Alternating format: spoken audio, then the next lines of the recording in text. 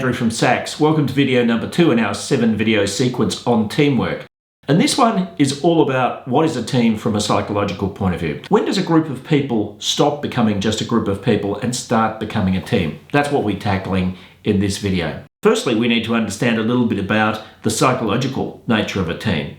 Now, when human beings get together, you get this phenomenon called social facilitation. So just to briefly explain social facilitation, when you ask an individual to undertake the completion of an exam, let's say, in other words, you've got a pencil and paper test, if that person sits with other people, in general they do better than if they're by themselves.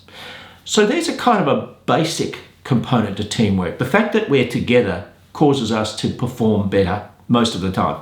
Individually, this will vary, but human beings in general perform better in a social context than they do by themselves. Now, there are 2 reasons which are posited for this. The first is evaluation apprehension.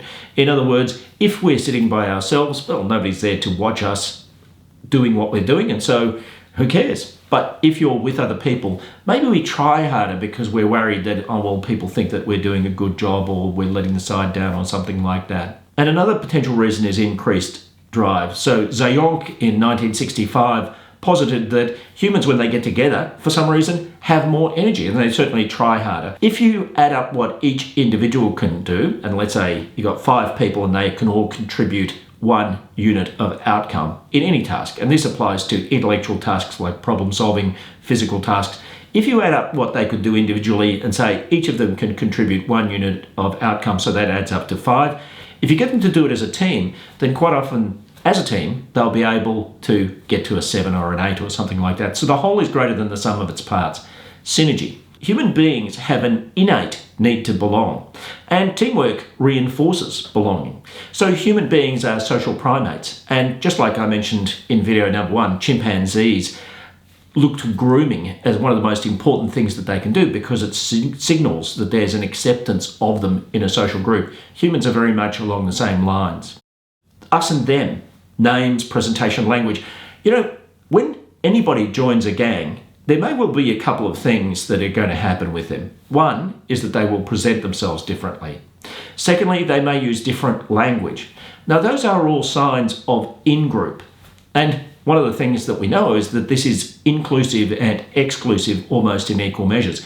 Inclusive because it says, I belong to this group, but exclusive in the sense that other people don't. Now, teams tend to need a sense of identity. Who are we? And that's why teams often name themselves. I mean, even if you've just got an official name from your organisation, quite often people will kind of pin their colours to that particular mast and say, we belong to that team. Yuval Noah Harari in 2014 wrote a wonderful book called Sapiens. And in that book, he talks about myths. And he talks about myths being the reason that human beings were able to achieve what he called a cognitive revolution. And the cognitive revolution was that as our numbers increased in groups, we got to the point where we reached about 100 people in group sizes. Then we were able to go beyond 100 people and up to groups of 1,000, 10,000, millions. And we were able to remain organised. Now that is one of the key reasons why human beings have outstripped other animals on planet Earth. No other animal has been able to do this. Harari says that the main reason for this is what he calls myths. Now, myths are things like badges of office. I am a sergeant. I am a priest. Those myths and those badges of offices have allowed a sense of organisation in the human world that hasn't been able to be achieved in other animal groups. So yes, you have leaders in other animal groups, but you don't have the sophistication. This is a religious leader. This is a military leader. This is a commerce leader. All of these backed by titles. So that growth of myths, Harari says that that's the key thing that has enabled human beings to do that. Well, as we know, myths are very much part of teamwork. So titles, badges, roles, responsibilities are a very important part of forming a cohesive team. And one of the things that we know is that there's a very strong evolutionary purpose in teamwork. So if a team is coordinated and effective and cohesive, then the survival properties of that team are much stronger. In other words, they're much more likely to survive and prosper than they would individually or as segmented smaller teams. So there's a really important outcome from a survival point of view that human beings and other animals seek to achieve through being members of effective teams. Now, this is a study from Rousseau and colleagues going back to 2006, and what he was seeking to do is to look at the behaviours that were present in effective teams. So overall, teamwork behaviours split into two categories: regulation of team performance and management of team maintenance. Performance is about getting whatever it is done that you need to get done as a team. So if you're a work team, we need to meet our KPIs. If you're a sports team, we need to win. Those behaviours are different from the team maintenance behaviours because the team maintenance behaviours are about ensuring that everybody feels that they belong, ensuring that everybody feels included.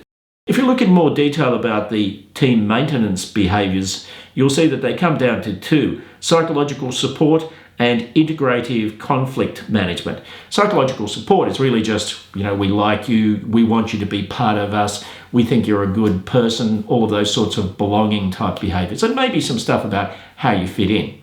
Integrative conflict management is about ensuring that conflicts don't develop to the point where they derail our team. And we all know that good leaders are responsible in good teams for making sure that if things start to get off the rail, that they gently and appropriately assert themselves to bring things back on the rail. So Mary Smith and Bill Jones don't get on. Is there a way that we can make this situation work? So that's part of maintenance. On the performance side of the equation, you've got regulation of the team's performance, and that fits into a range of different categories. Preparation for work accomplishment, so that's things like team mission analysis, clarity about where we need to go and what we need to do, and that leads to goals, and then planning about how to achieve those outcomes. And then you have team-related collaborative behaviours, so those are things like coordination, cooperation, and information exchange. And in addition to that, you have work assessment behaviours, which are things like performance monitoring and systems monitoring to ensure that we continue to achieve. And finally, you have team adjustment behaviours, which are things like backing up behaviours, intra-team coaching, backing up being supporting each other and ensuring that we can continue to adapt. Collaborative problem solving, intra-team coaching is where one team member will help another, and team practice innovation. Team practice innovation is about ensuring that we continue to develop our ways of doing things so that we continue to evolve as the challenges around us continue to evolve. So there's some information about what a team is psychologically. A team's got to have a clear leader, a team's got to have a shared purpose, a team's got to have clear roles, a team's got to have structures that cause them to remain productive. That's how you differentiate between a true team and a group of people. But that identity question is really important. Who are we and what do we stand for? In the next video, we'll be talking about the neurology of teamwork. What actually happens in the brain when people are acting as a cohesive team?